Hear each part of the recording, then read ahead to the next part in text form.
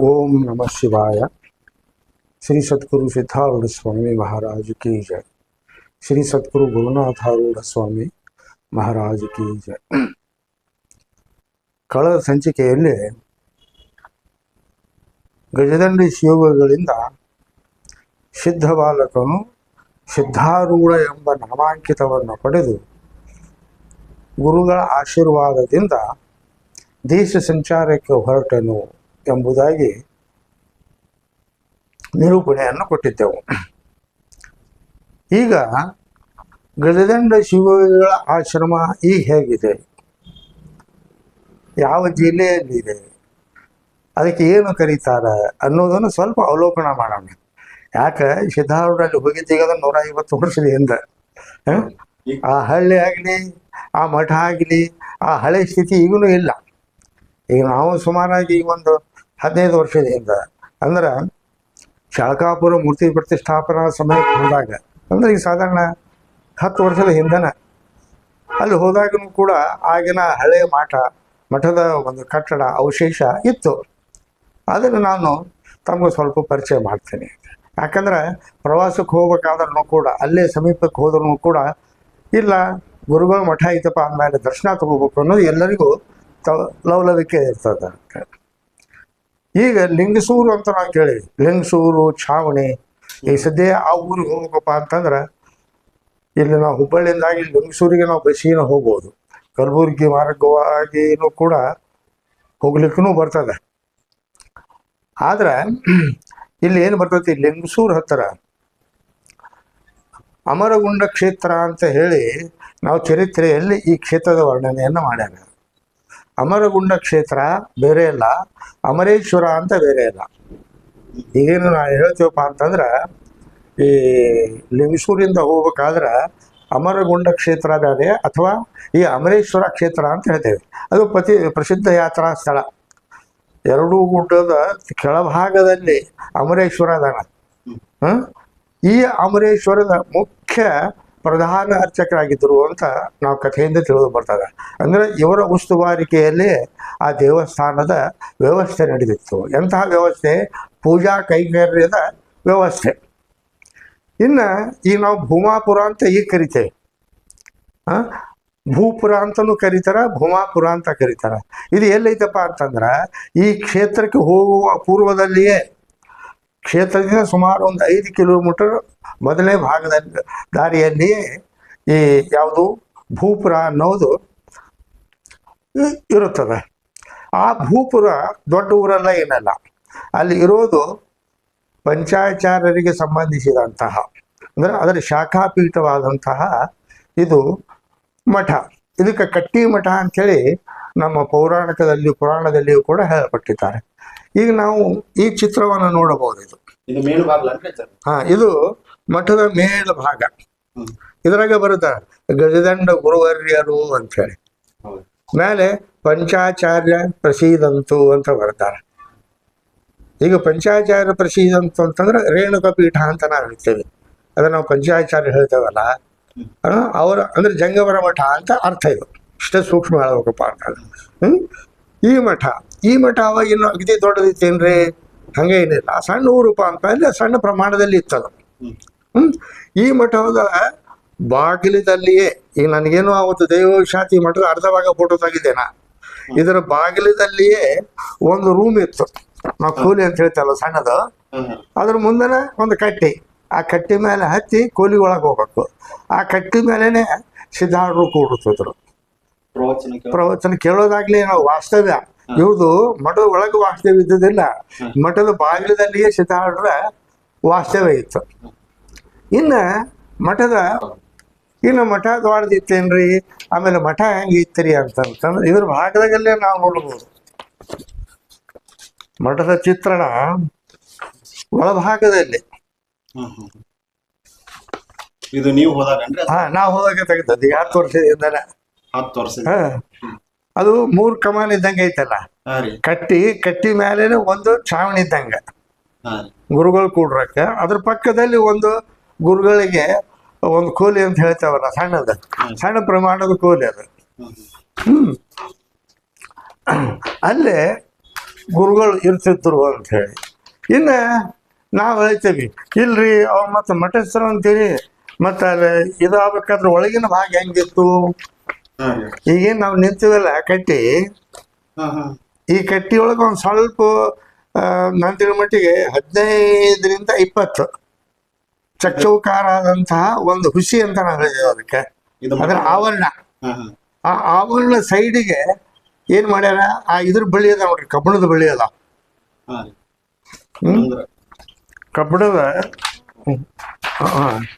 ಈ ಫೋಟೋದಲ್ಲಿ ನೋಡಬಹುದು ನಾವು, ಕಬ್ಬಣದ ಬಳಿ ಅದಾವ.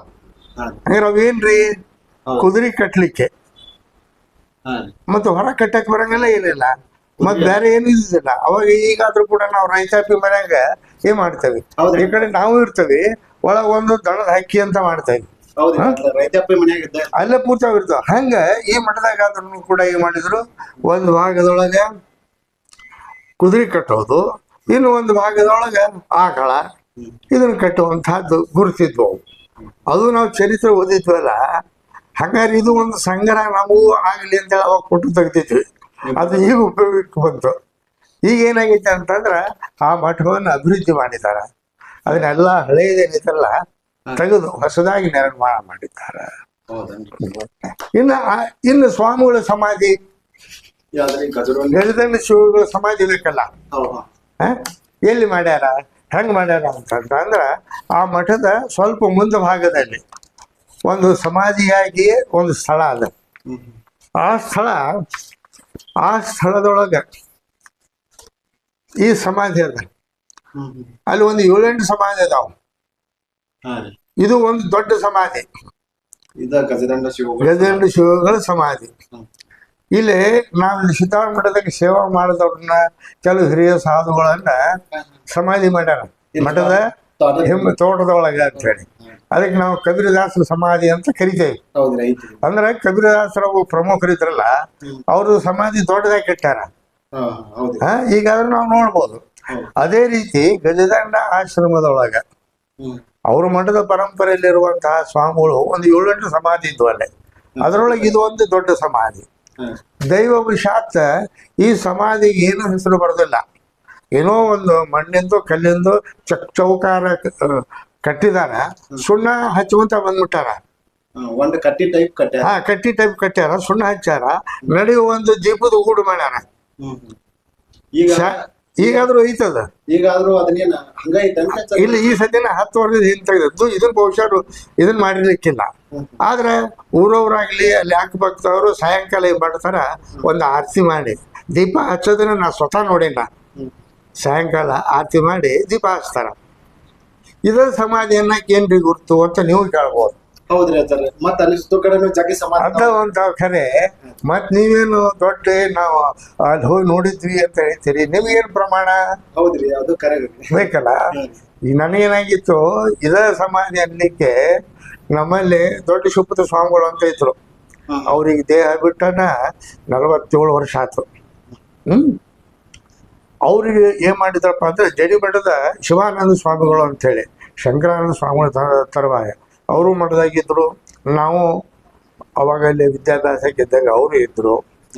ಅವರು ಶುಭದ ಸ್ವಾಮಿಗೆ ಕೇಳ್ಕೊಂಡ್ರು, ಇಲ್ಲ ನಾವು ಕೂಡ ಈ ಅಮರೇಶ್ವರ ಕ್ಷೇತ್ರಕ್ಕೆ ಹೋಗಿ ಗಜದಂಡ ಸ್ವಾಮಿಗಳ ಸಮಾಧಿ ದರ್ಶನ ಮಾಡ್ಕೊಂಡ್ ಬರ್ತೇವಿ ಅನ್ನೋಟಿಗೆ ಶಿವಪುತ್ರ ಸ್ವಾಮಿಗಳು ಹೇಳಿದ್ರು, ನೋಡು ಅಲ್ಲಿ 7-8 ಸಮಾಧಿ ಅದಾವ,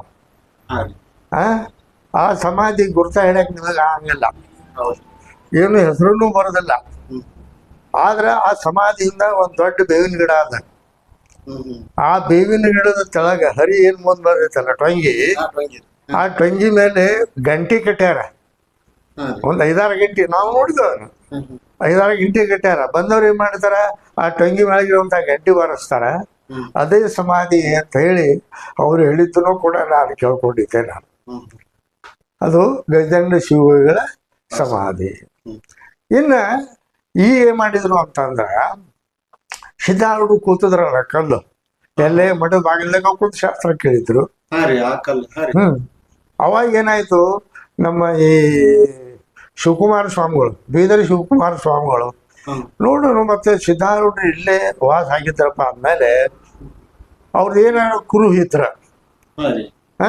ಅದನ್ನ ಏನಾದ್ರೂ ಪ್ರಯತ್ನ ಪಟ್ಕೊಂಡು ನೋಡೋಣ ಕೇಳಿದ್ರೆ ನಮ್ಮ ಆಶ್ರಮದಲ್ಲಿ ಸ್ಥಾಪನಾ ಮಾಡೋನು ಅಂತ ಹೋಗಿದ್ರು ಅವರು. ಹಾ ಹಾ ಹಾ. ಯಾರು? ಬೀದರ್ ಶಿವಕುಮಾರ ಸ್ವಾಮಿಗಳು ಹಾ ರೀ. ಹೇಳಿದ್ರು. ಅವರು ಮಠ ಎಲ್ಲ ನೋಡ್ಕೊಂಡ್ರು, ಸಿದ್ಧಾರ್ಥರು ವಾಸವಾಗಿದ್ದಂಥ ಸ್ಥಳ ನೋಡಿದ್ರು. ಹ್ಮ್. ಬಹಳ ಸಂತೋಷನ ಆಯ್ತು. ಆದ್ರೆ ಬಾಗಿಲಾಗ ಏನ್ ಕಟ್ಟಿ ಕೊಡ್ತು ಇತ್ತಲ್ಲ, ಹಾ. ಕೇಳಿದ್ರು ಅವರು, ಈ ಮ್ಯಾಗಿಂದ ಕಲ್ಲು ನಾವು ಉಚ್ಕೊಂಡು ಹೋಗ್ತೀವಿ, ಕೊಡ್ತೀರೇನೋ ಅಂತ ಹೇಳಿ. ಕೊಡ್ತಾರನ್ರಿ?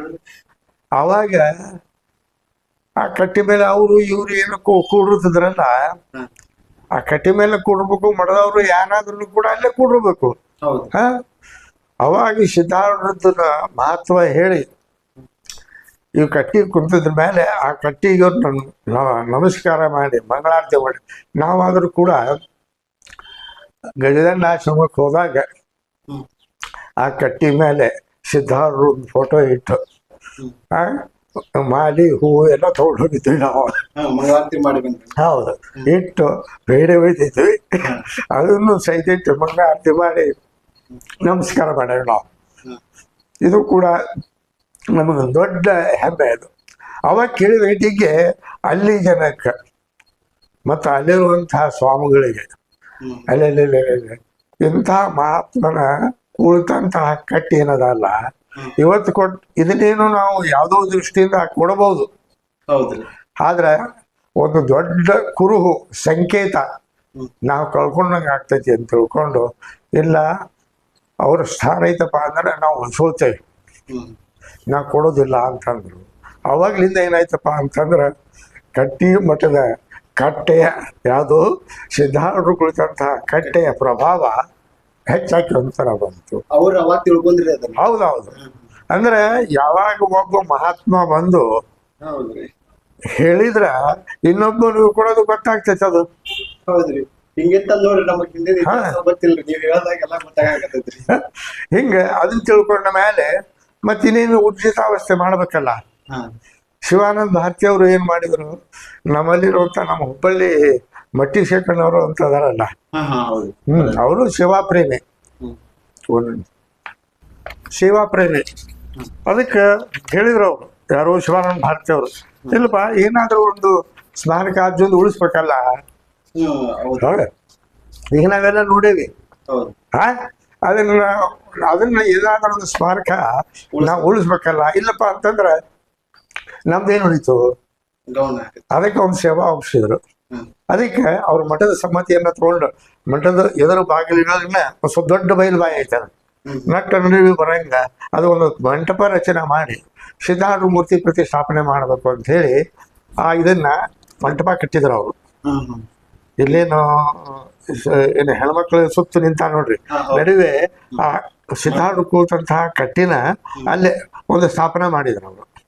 ಮೂರ್ತಿ ಸ್ಥಾಪನೆ ಮಾಡ್ಯಾರ? ಇಲ್ಲ, ಇದ್ರ ಮೇಲೆ ಮೂರ್ತಿ ಸ್ಥಾಪನೆ ಮಾಡ್ಬೇಕಂತ ಹೇಳಿ ಮೂರ್ತಿನೂ ತಂದಿಟ್ರು. ಅದು ಏನು ಯಾವ ಕಾರಣದಿಂದ ಅದು ನಿಲ್ತು ಅದು ನನಗೂ ಗೊತ್ತಿರಲಿಲ್ಲ.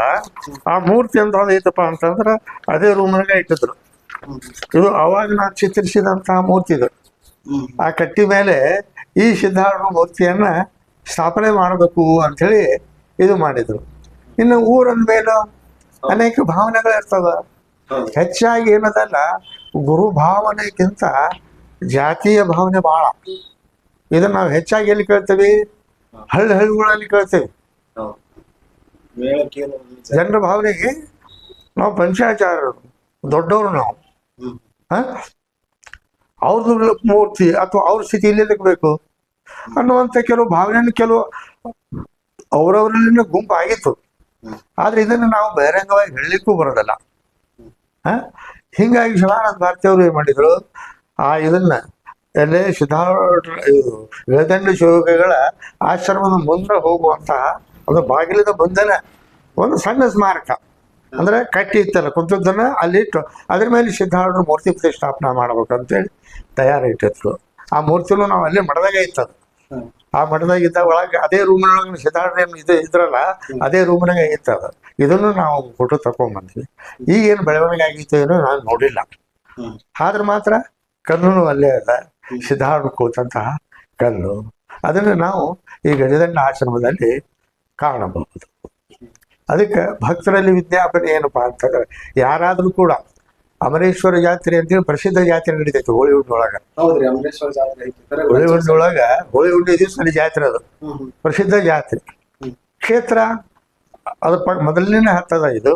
ಆದ್ದರಿಂದ ಆ ಕ್ಷೇತ್ರವನ್ನು ದರ್ಶನ ತಗೊಂಡು ಗಜೇಂದ್ರ ಶಿವಗಳ ಸಮಾಧಿ ದರ್ಶನವನ್ನ ತಕೊಂಡ್ಬರ್ಬೋದು. ಓಂ ನಮಃ ಶಿವಾಯ.